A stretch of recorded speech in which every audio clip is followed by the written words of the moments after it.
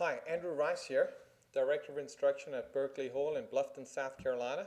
And I just wanted to take you through a lesson I did this week with a young student of mine, very promising young player, played in the U.S. Amateur last year, collegiate golfer by the name of Patrick Cover, and you're currently looking at Patrick's swing with his data on the swing catalyst system that we have here at Berkeley Hall. And today we're going to focus on Patrick's pressure data. He swings a 7 iron. He's actually hitting a 7 iron right here. He swings a 7 iron just under 100 miles an hour, so generates a ton of speed, really can hit it.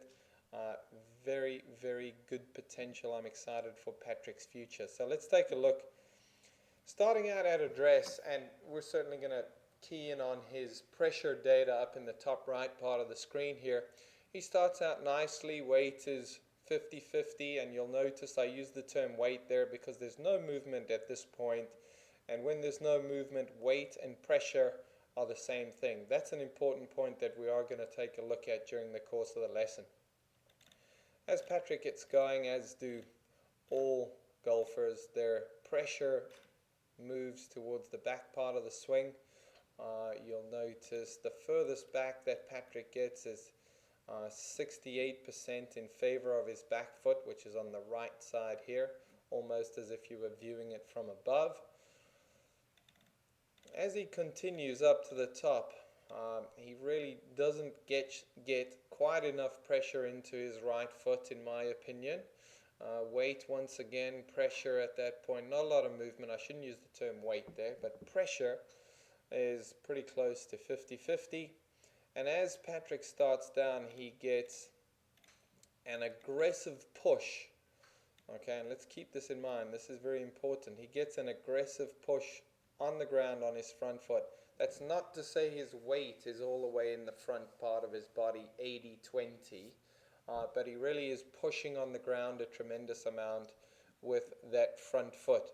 And what happens, take a look here, the results of that, if I put a marker over the logo on his hat, watch what happens here. Because he's really exerting a lot of force down on the ground on his front foot at this point, essentially too much pressure too early in the downswing. And watch what happens. Because he's pushing on the ground, watch what happens to his upper body.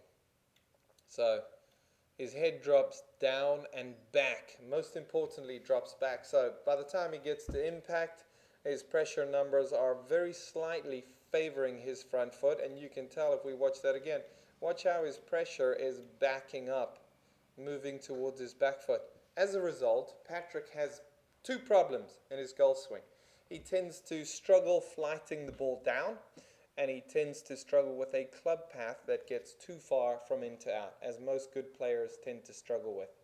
So our objective is to get him into a position where he is able to flight the ball down and he's able to neutralize his club path to a certain degree. We're always working to neutralize it with the understanding that his path is going to continue to be slightly from in to out, but just not quite as much.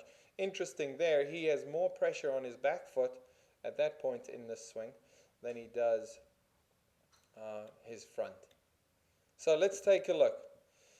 Let's pull up, let's change the view mode, let's go to compare, and we're going to pull up a little drill that I had Patrick working on, where he was really trying to feel like he was going to push a lot more on the ground with his back foot at the start of the downswing. Let's take a look. Actually, if you look at his COP trace on the left here, you can see how it's really muddled. If we look at his new COP trace, we can see that it's a lot tidier, more of that clean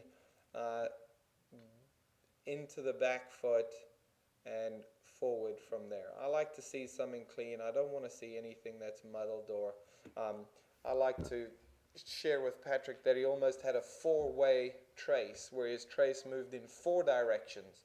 I like to see a two-way trace where it goes into the back foot and then works itself forward to the front foot. Nice and clean, not too much movement there. So here's Patrick on the right in the follow-up.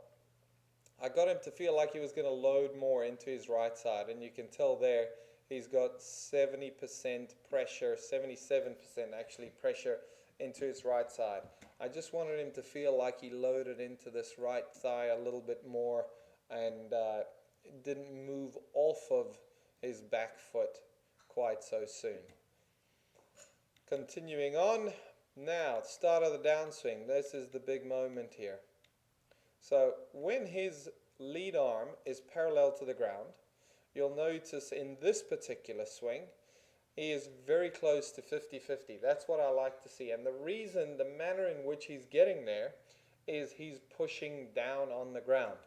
We're going to give him a little marker over the logo on his hat and just watch what his head does from here. Because he has got more force at this point on his back foot, we'll notice his head drops back ever so slightly, substantially better. The ball flight was down a lot more. He's certainly not swinging at full tilt, but interestingly enough, at impact he gets his way to 80-20. He was able to flight the ball down, and his club path numbers were a lot less to the right. They were neutralized. Let's take a look at the swing on the left just for reminder purposes. At this point, when left arm, lead arm is parallel to the ground, Patrick is at 80-20 already. That's a problem. He's going to have to do something. And what he does is he ends up backing up. The head drops back a tremendous amount. If you actually just look at the hat relative to the picture on the wall, you'll notice quite a big difference. And the thing that I like on the right is Patrick's weight continues on through. So now he's got a ton of weight on the front foot, whereas on the original swing he has far less weight. In fact, he was 50-50 right there.